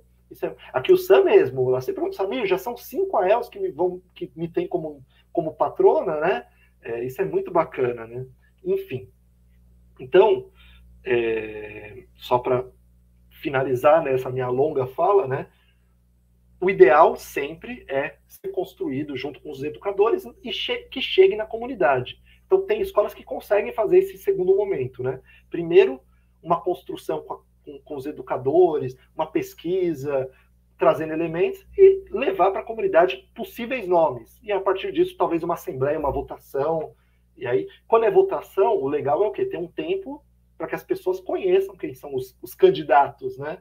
Então, ler. Isso tudo incentiva a leitura, se a gente for parar para pensar, né? Então, tá lá, candidatos, né? O nome do patrão da AEL, Pedro Bandeira, Ana Maria Machado, Kilsan de Oliveira e Júlio Emílio Braz. Então os estudantes falam, nossa, esse aqui eu nunca ouvi falar, quem é esse autor? Né? E aí o professor trabalhando esses autores na escola. Então, isso é muito, muito bacana, né? Então, isso vai construindo laços, né? Que eu acho que é o mais importante.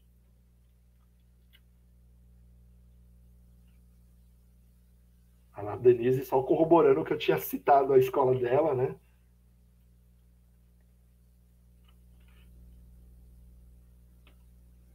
Ó, eu vou aproveitar, a Evaldete colocou aqui uma pergunta, né? Tá aqui na tela, inclusive, né? Aline Beijo, né? Tem até alguns educadores aqui desse grupo de estudos que são, né, dessa perspectiva criada, né, junto com a Kilsan de Oliveira, né? O que eu acho que é fundamental, Evaldete, é que as escolas têm realizado formações continuadas.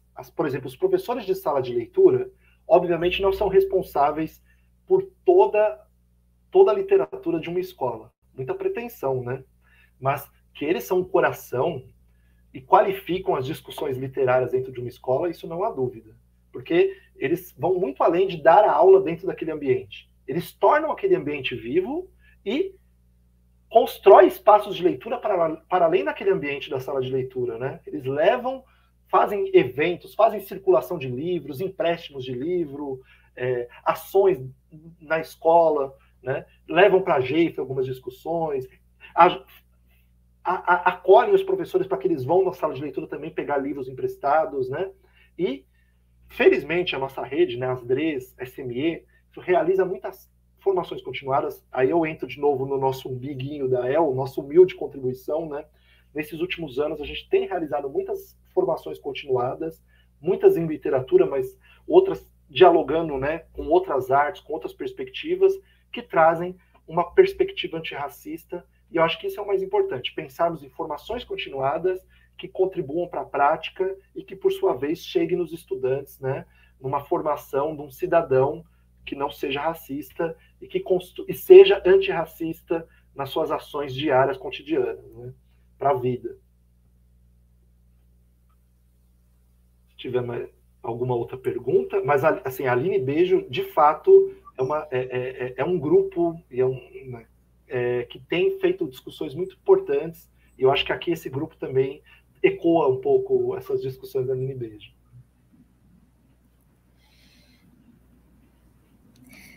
Samir, acho que tem tanta coisa aqui interessante, tem algumas colocações, né, a respeito a Denise fala, né, a escolha foi significativa e dialogava com a comunidade, a Carolina Maria de Jesus.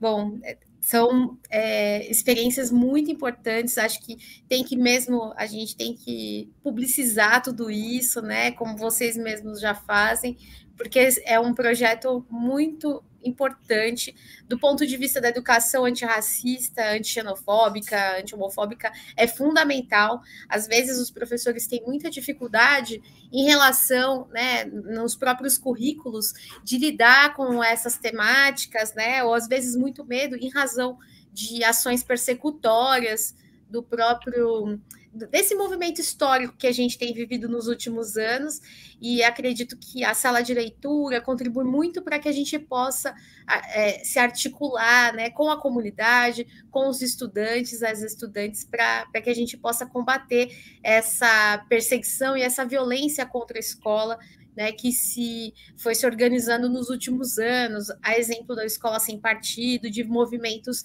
né, que tentam coibir a discussão, e mais do que isso também, né, enfim, perseguir professores e professoras que estão aí, né, que a gente está só garantindo ali, promovendo o direito dos nossos estudantes e das nossas estudantes, né, no atendimento a todas as pessoas.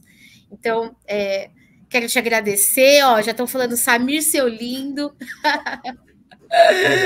Samir, você... Muito paguei para umas pessoas participarem aqui, fazer uns comentários positivos. Quero muito agradecer você, a Jaqueline em especial, mas toda a equipe, as Dres, amplio meu agradecimento a toda a equipe da DIPED, da Dre Capela do Socorro, da Dre Santo Amaro, aos demais colegas que estiveram presentes aqui hoje no nosso encontro. Vou terminar então minha fala com essa pergunta muito bem colocada aqui, né? Eu acho que, e aí entrando, eu esqueci de citar no nosso encontro, mas temos um documento recente que saiu do forno agora, né, no final do ano passado, né, com o caderno orientador de práticas antirracistas. Esse material, né, eu acompanhei a equipe do Núcleo Étnico-Racial, vi o trabalho, né, artesão que foi realizado, né, dentro desse material, e ele foi feito estrategicamente, né? Ele não é um material tão aprofundado, e ele é, pelo contrário, é um material de iniciação à discussão, né? Então ele repertoria, ele faz algumas discussões, né, que talvez para quem já é da militância, mas principalmente para quem tem leituras dentro do tema, talvez sejam até óbvias, né, já sejam... já tem mais avançados nessa discussão, mas a gente tem que pensar numa rede como um todo e pensarmos nesse compromisso de que todos os educadores da rede sejam antirracistas, né? E aí eu entro na discussão, né, da como a sala de leitura pode colaborar para a descolonização do currículo. Eu acho que, primeiro, continuar investindo nessas políticas públicas, né? Pensar em ampliar cada vez mais os acervos de uma forma com bibliodiversidade, e acho que isso tem sido feito nos últimos anos, né? E pensarmos em práticas, né? Não adianta estar o livro guardado numa estante, né? Ou então encaixotado, né? Os livros têm que circular para que a gente tenha outras referências, e aí entra nessa lógica de descolonizar, né? Termos um olhar diverso, né? Então, a gente que tenhamos acesso a outras culturas, outras abordagens e, sobretudo, a nossa cultura brasileira como um todo, né? Não numa lógica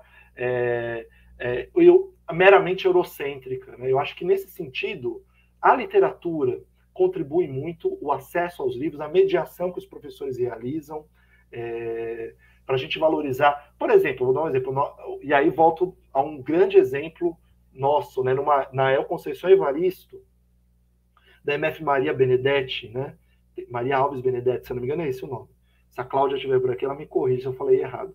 Mas que a El Conceição Evaristo, eles têm como autora homenageada a Conceição Evaristo. E uma das professoras dessa El, a Ariane, ela é do Maracatu. Então ela traz essa cultura popular brasileira em voga, em evidência no trabalho da escola, da El, né?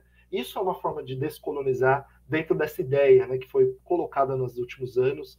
E eu acho que nessa perspectiva, o acesso às artes, a uma cultura diversa, norteia, contribui para um trabalho, um acesso ao que nos é de direito, né, que é a nossa cultura popular, e por sua vez, pensarmos em ações antirracistas.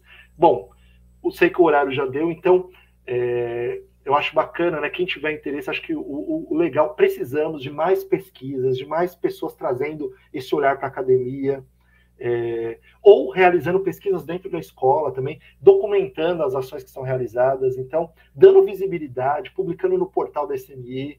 Vamos, né, acho que isso inspira demais, né, ver um professor realizando um trabalho para que outros educadores também criem outras perspectivas. Então, eu acho que estamos, de fato, numa rede, uma corrente, que precisa ter esse diálogo sempre, tá bom, gente? Eu acho que, da minha parte, era isso. Eu quero agradecer as intérpretes. Tem até a dica aqui de uma outra live sobre bibliodiversidade, que eu acho que pode aprofundar mais essa discussão, né, Jaqueline? E é isso. E aí, sim, desculpa. Antes de você finalizar e fazer as considerações finais, eu ia pedir para você comentar um pouco sobre esse termo, porque foi algo que a gente trouxe em uma live, a gente viu um grande interesse, e aí você trouxe aqui, né? Então, eu acho importante, né, você finalizar, fazer esses encaminhamentos finais, falando da importância dessa bibliodiversidade para os diferentes territórios nas quais estão localizados as nossas DREs. Perfeito. É um termo, é um conceito, né, que tem sido muito utilizado nessa última década, sobretudo, né? E, curiosamente, ele não é um conceito que está tão presente no campo da literatura, né? Ele está mais presente no campo da biblioteconomia do que na literatura, né? Mas, felizmente, a gente tem dialogado com esse campo científico, né, dos espaços das bibliotecas, né, que nas últimas décadas, né, principalmente com a era digital, as bibliotecas vêm sendo discutidas, né, como seus espaços, né? Diminuiu o número de leitores de materiais físicos, de revistas, de jornal e até de livros, né? Eu digo leitores para além da nossa rede municipal, para além da escola, leitores da sociedade que frequentavam as bibliotecas, né? Então, chegou-se um momento que começou a se discutir esses espaços como também um espaço de convivência, com espaços de cultura, sendo espaços de cultura, espaços de eventos, né? E aí, também, nessa discussão, veio a ideia de bibliodiversidade, né? Como o nome já diz, né? É pensarmos também eu fui ler, desculpa, eu perdi o raciocínio que eu fui ler que a Irene colocou, né? Bom, pensarmos em acervos nas nossas... Antes de tudo, a ideia de bibliodiversidade pensa em acervos, né? Então, nas nossas escolas cabe essa discussão, porque nós temos os acervos da sala de leitura ou os acervos dos espaços de leitura na educação infantil, né? Acervos que tragam diferentes possibilidades de autores, diferentes possibilidades de temas, né? E diferentes linguagens, gêneros, né? Então, tenhamos autores de uma forma minimamente equilibrada, homens e mulheres, autores que discutam autores brancos e negros e indígenas, que tenham, e também pensando em temáticas, né, que tenhamos discussões de questões de gênero, questões de sociedade, poesia, e também de gêneros literários, né, como um equilíbrio de livros sobre crônicas, de poesia, de contos, de cordel, quadrinhos, né? Então, quando a gente pensa em bibliodiversidade, é pensar no seu termo global, né, que a gente tenhamos acervos equilibrados, que tenham uma diversidade de temas, de gêneros e de autores. De certa forma, a nossa rede, nesse sentido, mais uma vez, consegue ser bem avançada, né? Porque ela tem feito compras bem ricas, né? Com esse olhar sensível ao que está sendo publicado de forma contemporânea, né? Por editoras e autores, mas também não esquecendo os nossos clássicos, que são fundamentais, né, na história da humanidade, né, para além do Brasil, né, mas também para a história do nosso país. Então, quando a gente discute educação antirracista, antixenófoba e xenofóbica, e anti-homofóbica, temos que pensar também na ideia de bibliodiversidade, né? E aí, ler o que a Denise colocou aqui ao final, né?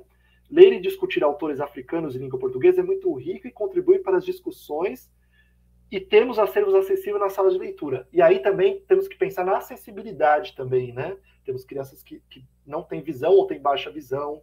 Então temos que pensar em livros, né, acessíveis também para crianças que não conseguem ler ou que ainda não são alfabetizadas. Então pensar no todo, né, do bebê ao adulto que está na EJA, que está estudando. Então, é essa ideia de bibliodiversidade que está presente nas nossas escolas, nas nossas salas de leitura, e que tem que estar presente na nossa sociedade para pensarmos numa sociedade mais democrática e com menos desigualdade de gênero, de classe, de raça. Tá bom? Gente, bom, se tiver mais alguma pergunta, estou à disposição. Samira, Aline, beijo, né, novamente apareceu aqui no chat, né, com a pergunta da Irene, como Aline Beijo nos ajuda a construir um universo mais antirracista, né? Bom, pela estratégia, até quando eu citei aqui o Sam, eu falei bastante disso, né? Pela estratégia de trazer visibilidade de uma forma lúdica, com obras para crianças em especial, mas que tenham em voga, que tragam como visibilidade autores e autoras negras, a sua identidade, a sua cultura, o seu saber e a sua beleza, né? Então, por exemplo, nós vamos encontrar em obras da Aline Beijo, por exemplo, a evidência da ideia do penteado, do cabelo. Porque, historicamente, culturalmente, na nossa sociedade, o cabelo é um dispositivo de beleza, digamos assim, né? E a menina negra, né, principalmente, mas um menino negro também, ele pode e deve ter o seu cabelo como ele quiser. Não precisa alisar, não precisa raspar, né? Vou dar um exemplo, coisa de quem gosta de música antiga, né? Nos anos 60, tem uma música, assim, para quem quer discutir historicamente, é um exemplo, eu só vou pegar o crédito, vem a ideia na cabeça, mas eu não tinha anotado, né? Só um minutinho. Tem uma música dos anos 60 chamada Deixa Meu Cabelo em Paz, né? Foi gravada por inúmeros cantores ao longo dos anos. Essa música é de 67, e o personagem dessa música é um estudante, né? É um samba, né? Cantado por um cantor negro também, Oswaldo Nunes, era o nome dele que não estava me lembrando, né? Talvez quem gosta de um samba antigo talvez conheça essa música, mas não custa assim dos Spotify da vida, ou até no YouTube, depois colocar Deixa Meu Cabelo em Paz. Nessa música, é um jovem com cabelo black power que é proibido de estudar por ter o seu cabelo black power. Então ele fala que o diretor já mandou ele raspar aquele cabelo, né? Então, assim, era visto como um incômodo, né? Um jovem com aquele cabelo, né? Que depois se tornou, né, ao longo dessa mesma década e mais adiante, um símbolo de resistência, né? Mas, por muito tempo, era visto como uma coisa de forma que para os brancos, ou para o padrão de beleza construído de forma eurocêntrica, criava uma ojeriza nessas pessoas, né? Uma coisa, esse cabelo, tem que raspar, tem que alisar. Eu acho que a Aline Beijo, por trazer esse empoderamento e essa beleza, esse encantamento, esse lúdico, é uma estratégia que acolhe, né? Claro que tem outros espaços, outras instâncias de atuação que são importantes também, né?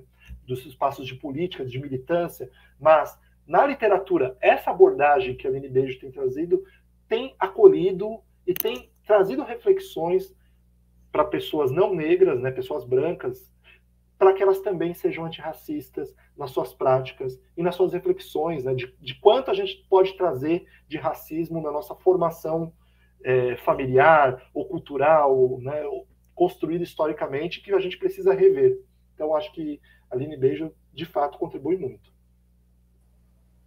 Samir, gratidão em nome de todos e todas e todos que nos acompanharam. Foi maravilhoso. Você trouxe conceitos importantíssimos para tornarmos os nossos territórios, os nossos lugares de atuação ainda mais antirracistas, antixenofóbicos, anti-homofóbicos. Muito obrigada. Você nos fortaleceu imensamente essa noite. Tive a oportunidade de conhecer quando eu estava ainda na Adri Santo Amaro, e é uma alegria poder contar com você agora no território da Adri Capela de Socorro. Então, em nome das duas Dres irmãs, né, que nós estamos sempre muito juntas e juntos nos processos, né, muito feliz de poder contar com você, de te ouvir de uma maneira tão maravilhosa, uma maneira tão a enfatizar, a resguardar, a proteger e fortalecer uma educação de qualidade para todos os sujeitos. Muito obrigada. Você nos fortalece, você nos inspira, você nos faz querer fazer ainda melhor os nossos fazeres cotidianos. Poxa, muito obrigado pelas palavras, Jaqueline. Obrigado a todos. Viva a Zona Sul, Dre Capela, os educadores que nos acompanharam ao longo desse encontro. Estou à disposição, para quem quiser conhecer mais o projeto também, né? Estamos super à disposição. Tomara que surjam novas AELs, inclusive, nos territórios. Estamos aí para contribuir se precisarem, tá bom? Muito obrigado mais uma vez pelo convite e até uma próxima. Então, nós estamos encerrando a transmissão, agradecendo a participação de todas, todos e todos.